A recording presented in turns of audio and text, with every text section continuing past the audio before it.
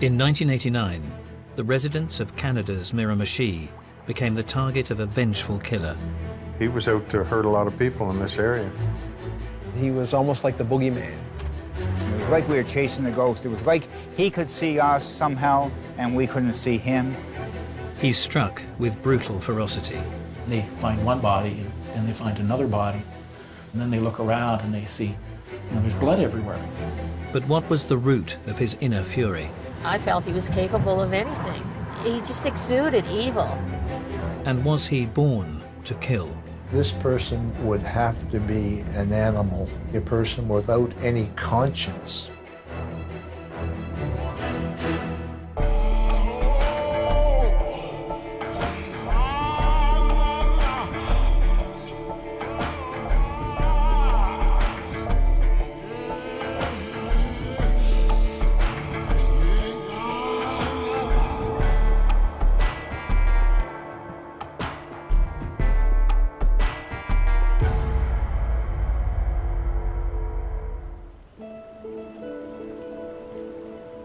In the late 1980s, the Miramichi, New Brunswick, was renowned for its natural beauty, as well as the welcoming warmth of its residents.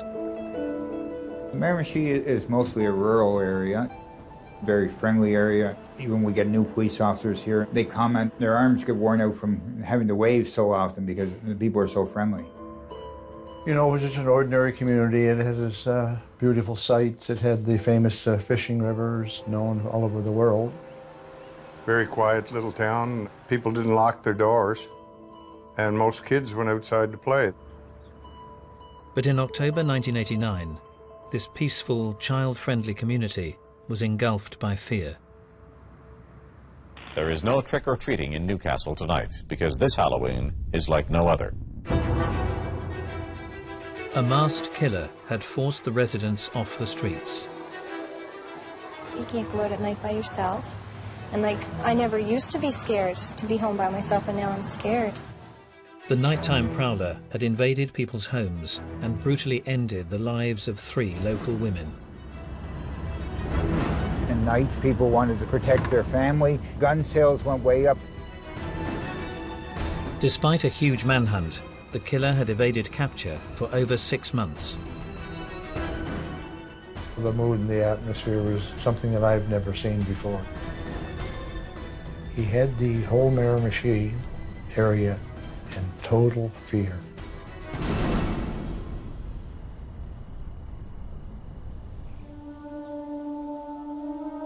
With seemingly no end to the bloodshed, petrified locals in Chatham Head would turn to the church and the comforting words of Father James Smith. Father Smith was very well regarded in the community, very well known for his kindness. He's a Roman Catholic priest in a Roman Catholic community. He lived in the rectory right next to the church. The church was right next to my grandmother's house. He was a significant figure in that community. However, concerns would be raised one November night when the local priest failed to show up for a prayer meeting. The parishioners went over to the rectory to see where he was. And they looked in the windows to see if they could see anything. They saw his body on the floor, saw scenes of a struggle, and lots of violence in the house.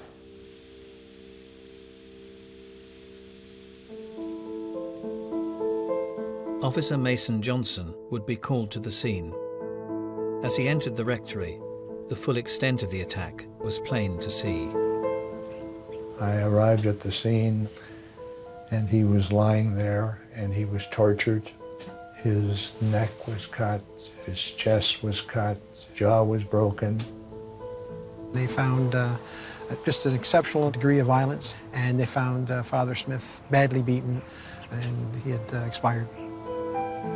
An autopsy would later reveal an even more shocking aspect to the killer's attack.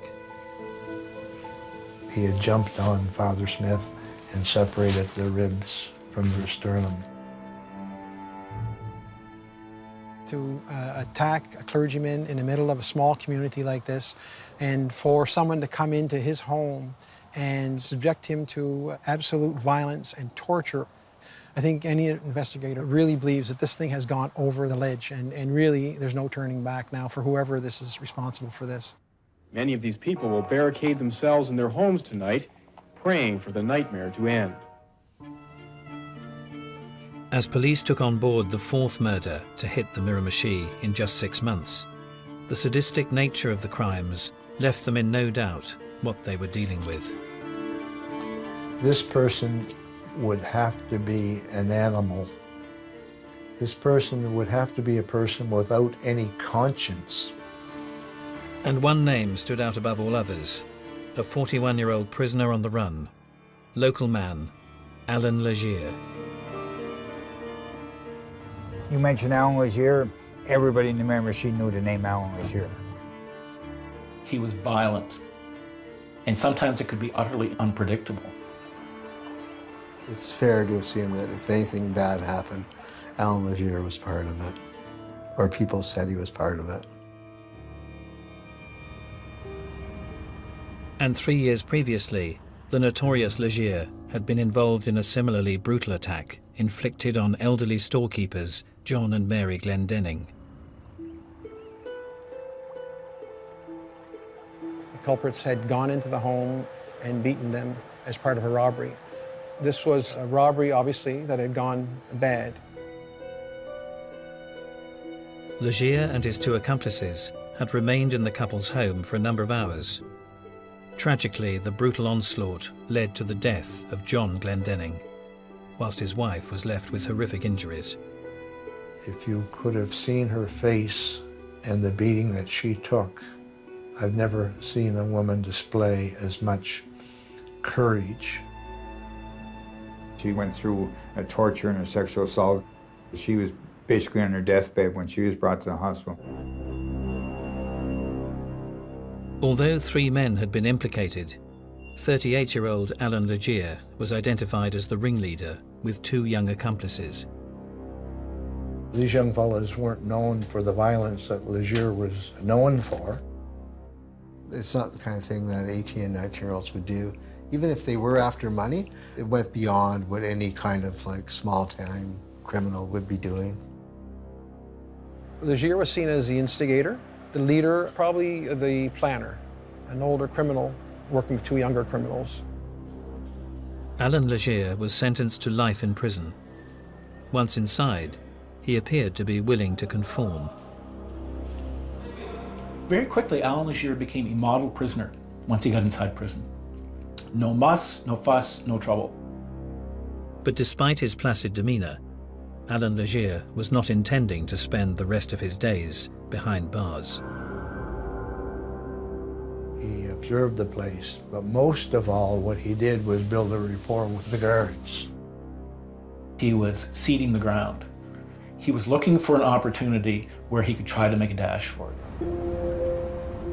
In May 1989, Legere put his master plan into action.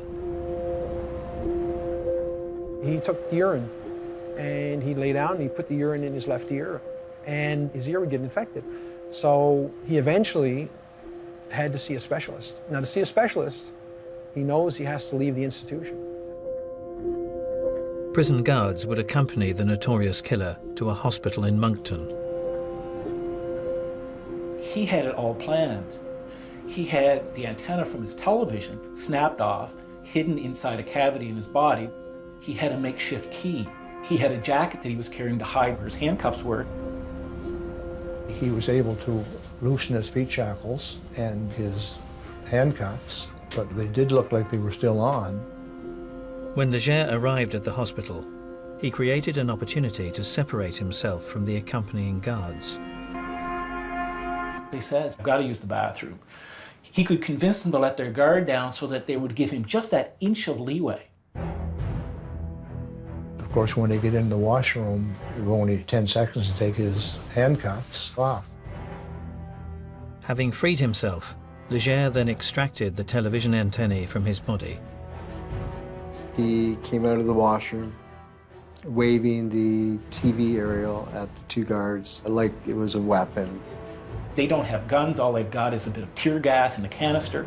And by the time they realize what's happening, he's headed out the door and they're trying to spray the back of his head with the tear gas. It was all planned.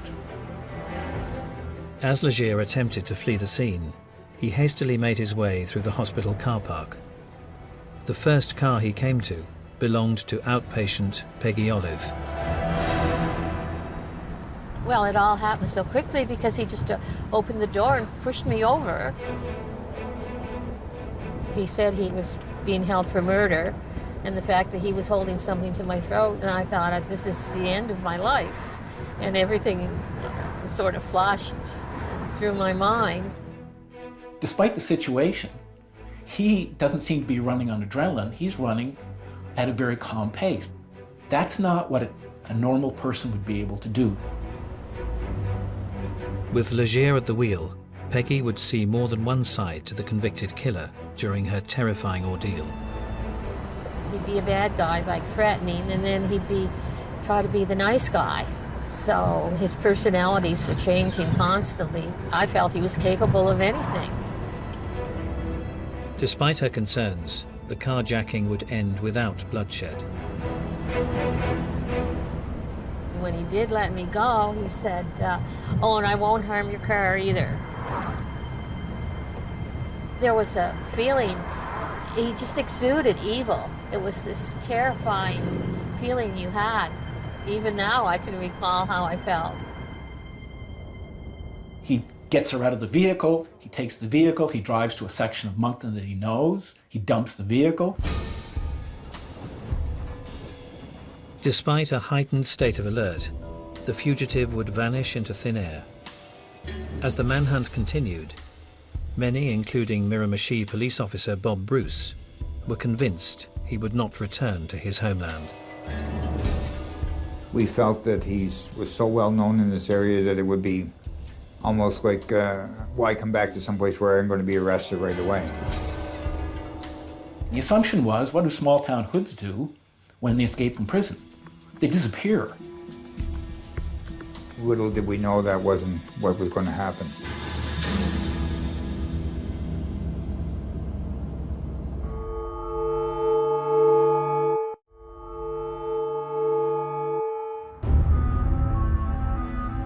In May 1989, convicted killer Allan Legere was on the run following a brazen escape from a Moncton hospital. Although his whereabouts were unknown, his homeland of the Miramichi had been subjected to a campaign of murder, fueling rumours that the fugitive may have returned to the area.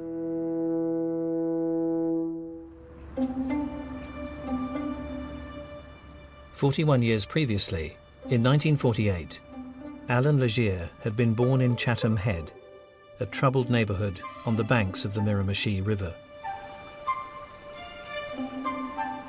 You didn't bike through there, walk through there, and it was a rough area to go to. It was poor. There were homes there where it would have been very difficult to find enough to eat. It wasn't unusual for people to struggle to get enough to just keep their house warm in the winter. As a single mother, Louise Legere rented out rooms in the family house to make ends meet. One of her lodgers would father her fourth child, Allan, before skipping town. He grew up without any kind of father influence or father figure to look up to. Allan's relationship with his mother was difficult. She was someone who wasn't terribly selective with her partners, and she would bring them into the home. And the walls probably weren't terribly well insulated. You'd be fully aware of the fact that she'd brought somebody into the house. I don't think that Legere was a big fan of what his mother was doing. It was not something that he was proud of. Adolescent boys need to see their mothers as asexual. It is very, very difficult for an adolescent boy to see their mother having sex, even with their father. But when an adolescent boy sees his mother in a very sexual way, it's enormously destabilizing in their psychosexual development. As Allan Legere progressed through his early childhood, signs of inappropriate behavior would start to surface. He had to share a bedroom with his sister. And one of his, I think, strongest influences in his early life was watching his sister dress and undress. He had these sexual urges from an early age and used to watch her undress.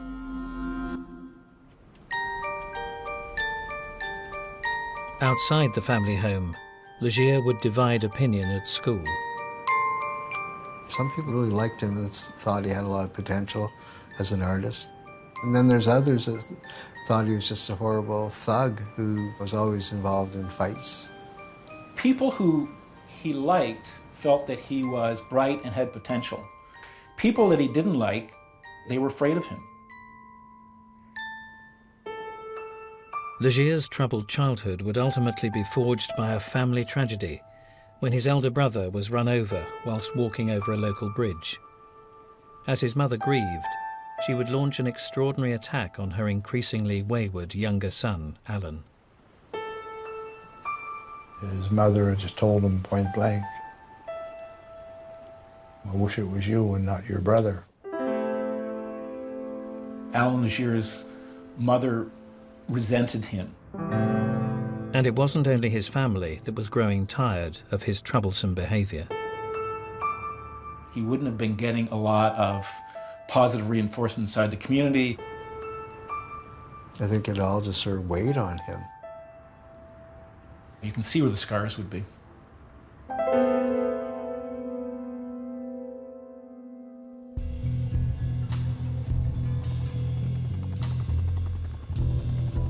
"32 years later, in 1989, Allan Legere was a convicted killer on the run, having escaped custody during a hospital visit in Moncton.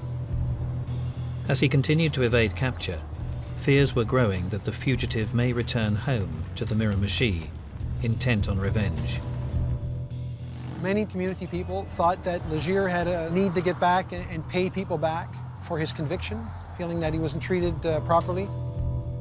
And they said, "We want you to get your family and put them somewhere." But they wouldn't leave home. They said, "No, if you're staying here, we're staying." Despite concerns, 3 weeks would pass without incident. But then Officer Mole was called to a house fire in the community of Chatham. So in 1989, this vacant lot, on the left-hand side, there would be a small grocery store, and on the second floor would have been Annie Flam's residence. Annie had run the local store for a number of years. Annie Flam was well known in the community. Sort of local kids would go there and buy candy at the store. She was sort of everybody's grandmother. The popular 75-year-old was known to be close to her sister-in-law, Nina, who lived in the adjoining house. Annie Flam and Nina were just pillars of the community. Everybody loved them. The house fire was devastating, but despite the ferocity of the flames, Nina Flam had managed to survive. The entire house had been destroyed by fire, and it was really a miracle that Nina herself had escaped the fire. However, the majority of her body, she was covered in 2nd and 3rd degree burns. Despite her injuries, Nina was able to reveal to police that the fire was not accidental. They knew from talking briefly with Nina Flam that they had a very serious assault that had taken place. A masked intruder had initially demanded money, but had then subjected the elderly women to a prolonged attack before setting the building ablaze. Nina Flam, he had tied her to the bed, strangled her. She had feigned death. So he left her for dead, and she was able to get her restraints off her feet. Her bed was totally engulfed at that point, and the room was in flames. As investigators headed to the burnt-out first floor, they feared the worst for Nina's sister-in-law, Annie Flam. Her remains were found in her bed with the covers tucked in. Didn't look as if she had gotten into bed voluntarily, it rolled over, like normally it would do, you go to bed. Had been tucked in by someone. She had been brutally assaulted before the fire. The subsequent autopsy revealed that she had been beaten, her jaw was broken. The 75-year-old had also been sexually assaulted before her death. She had expired on her own vomit because of the trauma of the injury. She did not die from smoke inhalation, it would actually be assault. For no rhyme nor reason, we could figure out why anybody would go in. We could figure out maybe in to rob them, but not to commit the violence against them that was so apparent. He's targeting elderly victims because they're weak and they have very little ability to resist. That shows just how weak and inadequate he feels internally. The profile of the elderly victims and signs of theft at the scene bore the hallmarks of the Glendenning murder, committed by Allan Legere 3 years previously. We knew that he had escaped, but we had no evidence to say that he had actually come back to our area. However, investigators would be forced to re-evaluate when victim Nina Flam recalled a particular detail from her terrifying ordeal. Her attacker had worn a chain around his midriff. A belly chain or a waist chain is it's consistent with a prisoner. In the back of, I think, all of our minds, Legere was the prime suspect. But without a single sighting, authorities had little to go on. As they desperately searched for leads, they were unaware that the bloodshed in the Miramichi had only just begun.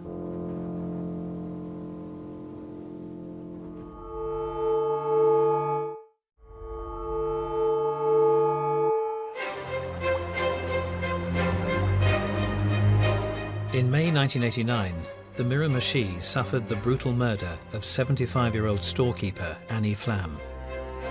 With escaped killer Allan Legere rumoured to be in the area, fears were growing that the sadistic killing may have been the start of a random revenge campaign against the local community.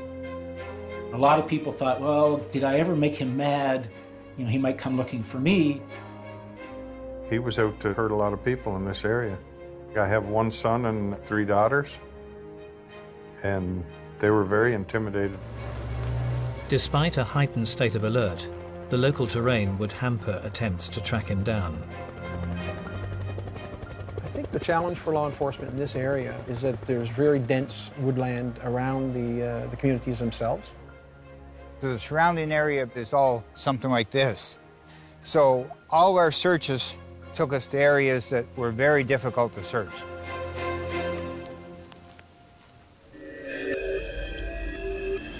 Although there were still no sightings of Legere, many believed the convicted killer was stalking the neighbourhood under the cover of darkness. Part of the community sense of what Legere was that he was almost like the boogeyman. People had to be careful what they said because they never knew if he was listening or not. I could just feel Legere behind every bush. There's Legere, or just looking into the forest, you think, is he there somewhere watching like a specter, ghost? He's out there in the woods. It was along that time frame when we were also starting to get some prowler complaints. And one disturbed break-in offered up evidence that would be hard to ignore. Gentleman came home, saw someone running through his backyard. He chased him. However, he was able to escape. The next day, the owner of the home went out and found a pair of eyeglasses. We recovered them. They were prescription glasses, and they matched up to the same prescription glasses that Legere had been issued in prison.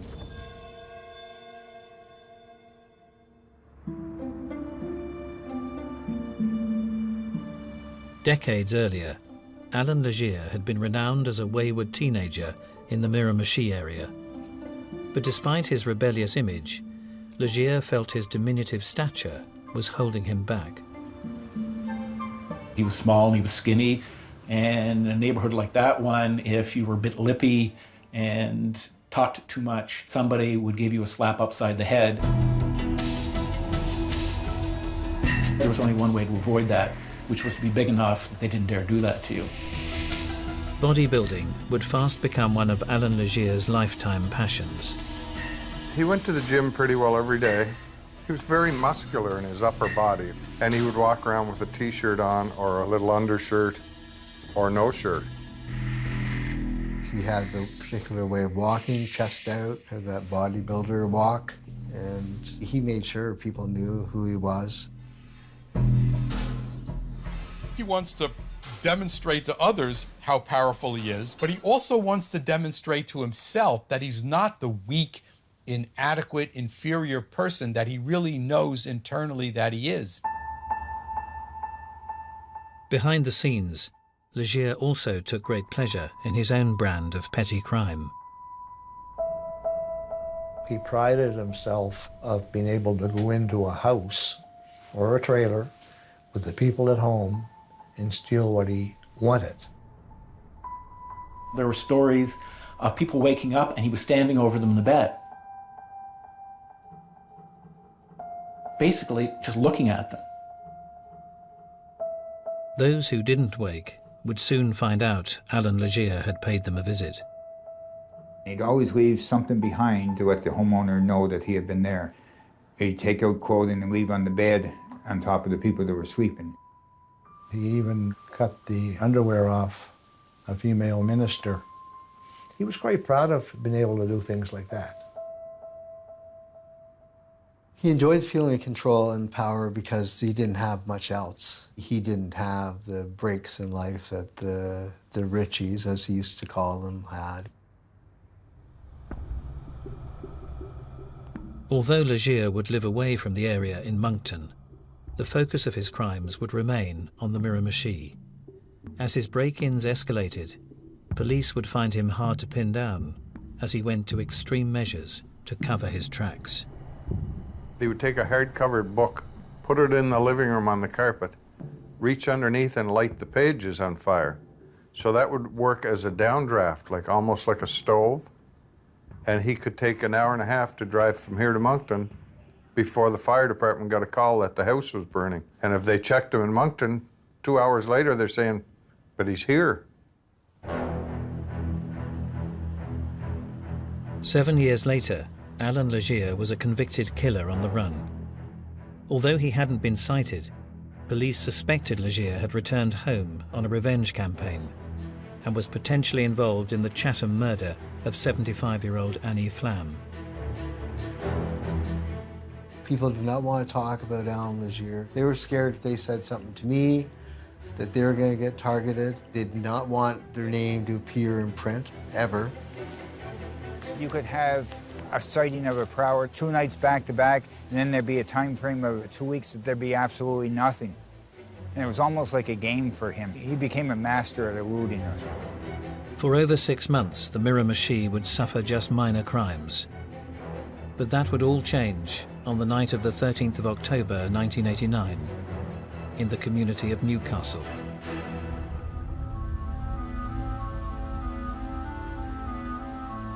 Someone was walking by and saw flames coming from the home of Linda and Donna Donnie.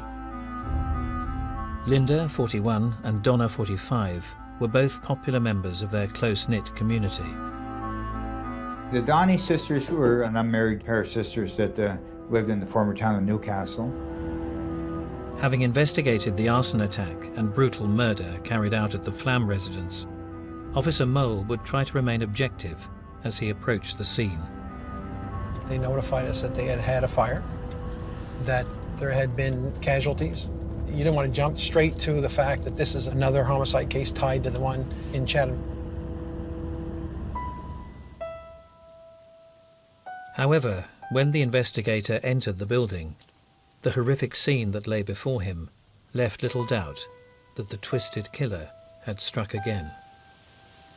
I went inside. Just the degree of violence throughout the house was just incredible. And they find one body, and then they find another body, and then they look around and they see, there's blood everywhere. The fire, police say, was deliberately set to hide evidence of a grisly double murder. The attacker had gone into the house, had brutally beaten both of those girls, had sexually assaulted them, badly, badly beaten, broken bones. The cause of death was strangulation and blunt trauma caused by severe blows to their head. I saw both Donnie's sisters, photographs. Wow, scary that somebody could do that to someone. This is the man everyone is afraid of finding on the doorstep. You just wonder, how could somebody be so aggressive and brutal to other people, way beyond what is necessary to kill the person? He wants to destroy things. He wants to destroy people. If someone had a house or an attachment to the house, destroy it.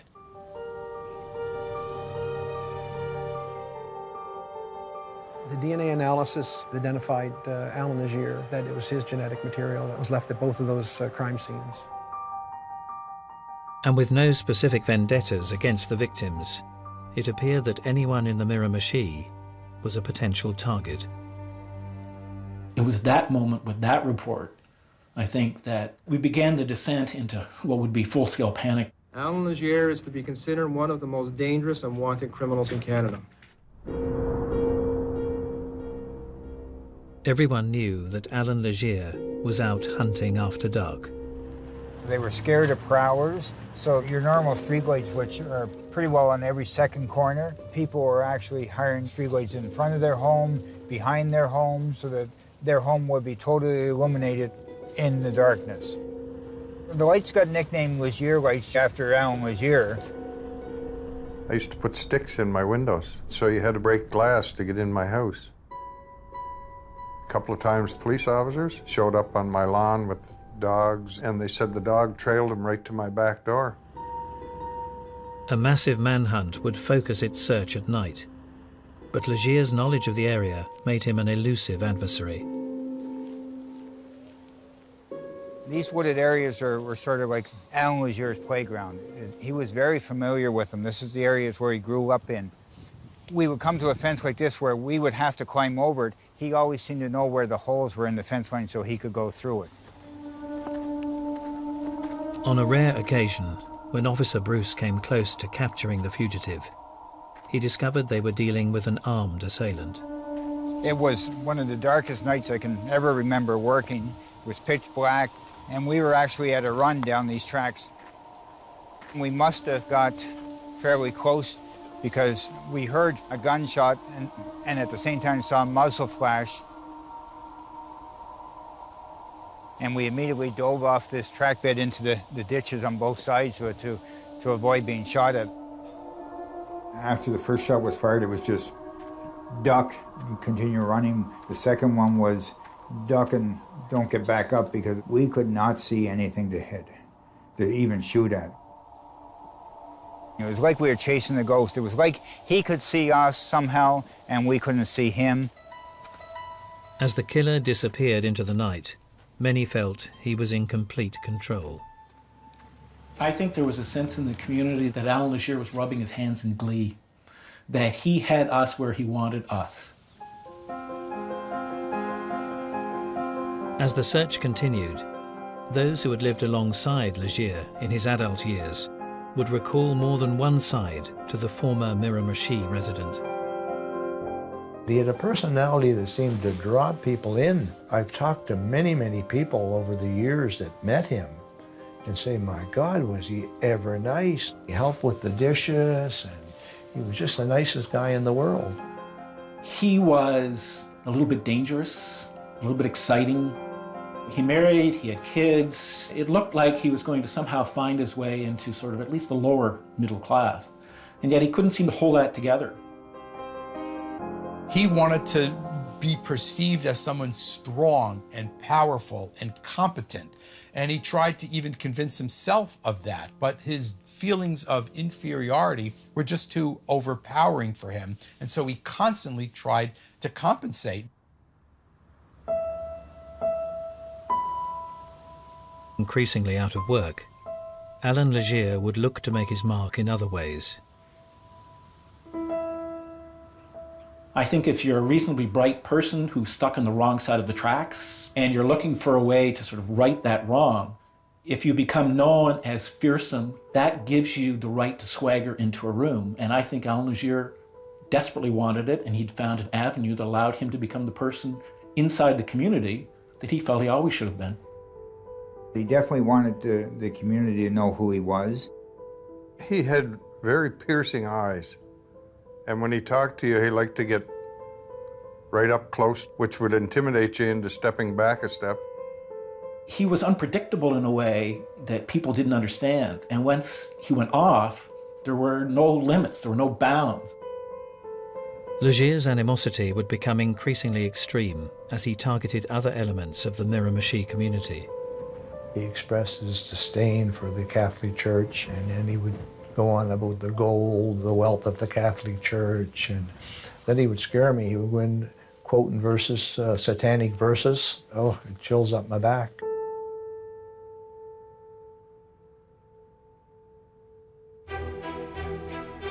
Three years later, in December 1989, Father James Smith would become the fourth victim of a sadistic killing spree.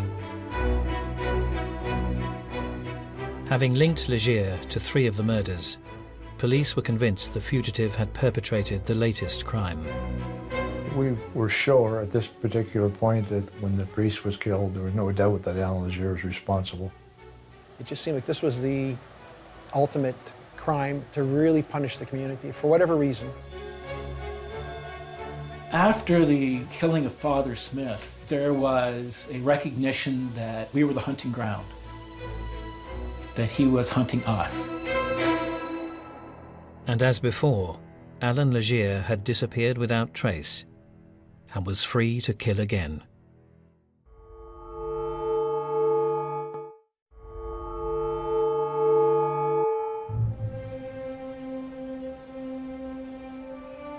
In 1989, escaped fugitive Allan Legere was the prime suspect in the murders of 4 Miramichi residents.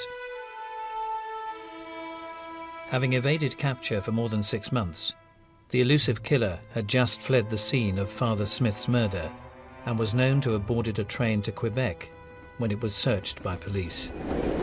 The police did walk up to him, and they were told to look for a tattoo of an eagle on one of the shoulders. They asked him if he would mind rolling up his sleeve. And in that supernatural calm that he seemed to be able to call upon in situations like this, he pulled up his sleeve. There was no eagle on his arm. They had the wrong arm.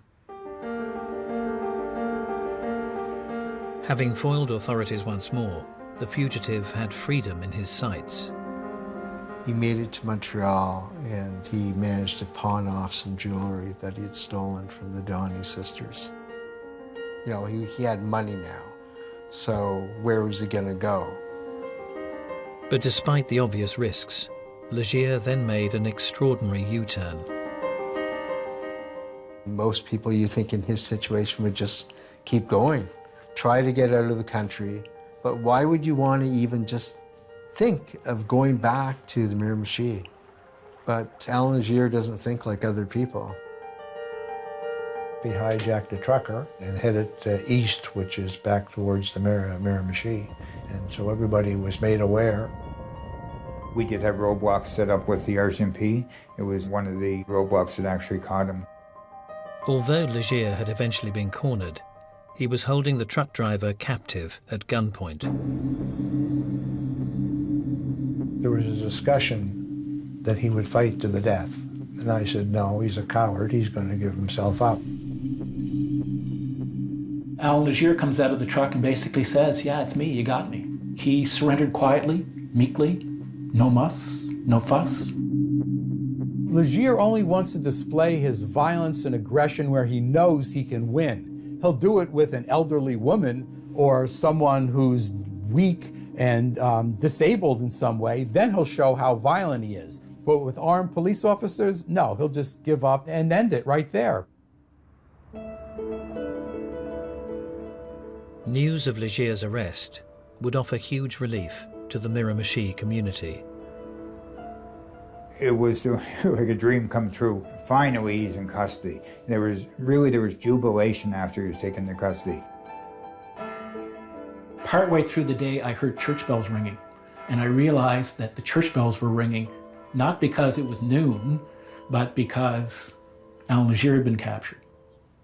It was a huge relief. It was a huge relief to me. Like, that's the happiest story I ever wrote in my life. 2 years later, Allan Legere would be found guilty of 4 counts of first-degree murder. The witness statement provided by survivor Nina Flam would play a major role in his conviction. Anyone listening to her testimony really felt for the situation that she was in, not only that night in that room, but what she suffered since and how she's had to deal with it. As life finally returned to normal for the residents of the Miramichi, many were left wondering why one of their own had waged such a brutal war on their community. Mr. Legere always thought people were out to get him. Prosecutors, police officers, the average person, that's just the way he was. He lived a fairly disadvantaged life as a young person in the community, saw what other people had, and in committing these crimes, I think he saw it as an opportunity to kind of get even.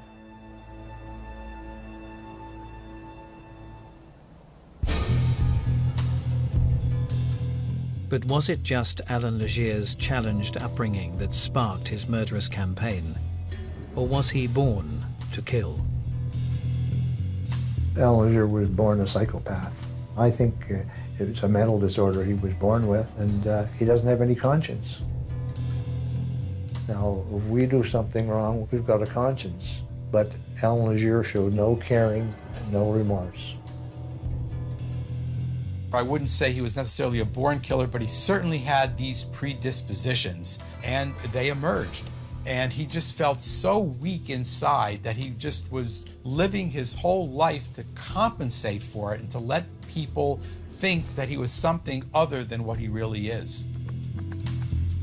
Lots of people grow up with hard knocks in their lives, and people go through horrible things when they're young, but they don't go out and kill people. So he had to have it in him from birth to kill, because how else would you explain it?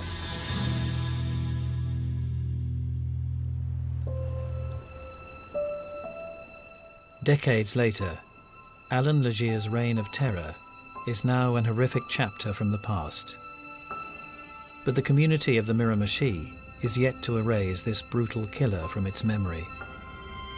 Obviously, the family members that were victims, the relatives, the community itself is scarred. A lot of turmoil, and they'll never forget. But as a community, we will survive and hopefully be better from it. Allan Legere makes news every time his name is mentioned. He still frightens people. It's raw. They are convinced, decades after he did it the first time, that if he gets out, he would do it again. And those who knew him well are convinced that the convicted killer has only one thing on his mind. He called me from the pen. He wanted to speak to me. He wanted his television back.